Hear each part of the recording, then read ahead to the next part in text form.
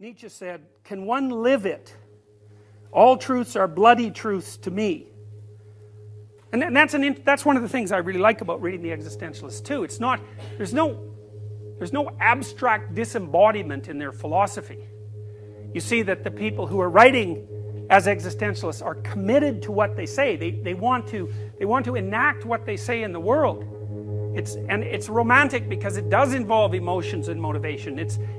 See, with reason alone, Enlightenment view of reason was that reason and the passions were antagonistic, that all the passions could do would be to cloud reason, and that it was reason's job to lift itself up above the body and the emotions and clarify the nature of the world. The existentialists would deny that completely. They would say, no, it's that the purpose, the appropriate mode of being is to act properly, and rationality can be a guide to that, but it can also deceive in all sorts of ways.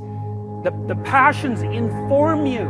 They don't cloud your reasoning, although of course they can, because they tend to be kind of single-minded, they can take you off course. But that doesn't mean that they're enemies of rational clarity per se. And when the existentialists write, you can tell they put their whole being into it, so it's gripping and passionate. The existentialists have also identified sort of classes of pathology that are unique in some ways. They're outside the purview of standard psychology and psychiatry. So you see often, if you're looking at debates, say, between atheists and religious people, one of the things that tends to set the atheists back on their heels is the observation that the religious people make, that if there's no final meaning to anything, then there's no meaning to anything, and so that immediately elicits a kind of nihilism. It's like, if nothing means anything, why do anything? And it's a reasonable argument, because doing things requires effort. And you can say to yourself, well, why should I do X or Y, especially if X is difficult, if who the hell's going to know in 1,000 years, or who the hell's going to know in 100 years, or why does it matter anyways? And then the atheists will tie themselves up in knots trying to address that issue. But the existentialists take a different perspective. Nietzsche said, for example, he viewed the emergence of nihilism as a kind of cultural pathology. And so you remember, of course, that it was Nietzsche who said, God is dead. Right? You see that scrawled out in like washroom graffiti from time to time, It's like a truism, but that isn't what Nietzsche said. He said, God is dead and we have killed him, and we'll never find enough water to wash away the blood, which is a very, very different statement. It wasn't like he was proclaiming it triumphantly. It was more like a catastrophic loss of meaning. The sort of loss of meaning that the terror management theorists would say would produce like a traumatic pathology. Now, what Nietzsche observed was that there, of course you all know this to some degree, that in the course of the development of scientific knowledge and rationality, that a contradiction between our historical moral knowledge, formulated in religious terms, and our descriptive rational knowledge emerged, conflict between science and religion. Now, part of that conflict is illusory, because the purpose of religion is to tell you how to act, and the purpose of science is to provide clear descriptions of what? Universally apprehensible reality. They're not working in precisely the same domains. It doesn't matter. Nietzsche's observation was this. He said, well, it's pretty clear that the scientific rationalists are going to demolish the substructure of Western religious belief, and then, of course, the substructure of that sort of belief all the way around the world. And there's going to be consequences to that. And he said there's going to be two consequences. And he predicted this, say, in 1850. It's something like 1850 in Will to Power. It's unbelievable. He said that what's going to happen in Europe is that there'll be the rise of socialist/communist utopian schemes that will possess people, and that will produce a war, and the consequence of that war will be that hundreds of millions of people die.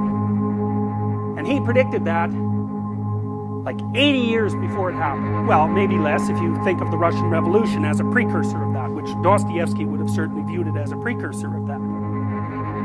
Now, so there's totalitarianism on one side. That's one of the dangers.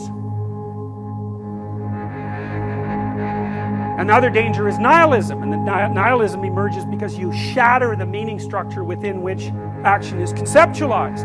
And so those are like two emergent pathologies that threaten people.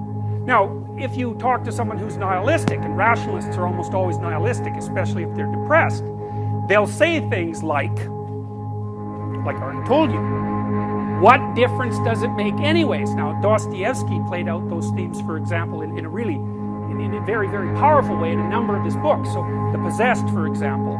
It's funny, because Dostoevsky and Nietzsche wrote at the same time, and Dostoevsky wrote literature and Nietzsche wrote philosophy, but they were doing exactly the same thing. In Dostoevsky's The Possessed, he talked about a description of the Russian political, economic, ideological scene, and what he saw happening was that as people moved away from their enmeshment in a historically conditioned meaning system, so that was, say, Judeo-Christianity, that they started to become susceptible to utopian, rationalist utopian ideologies. So out with one belief system and in with another.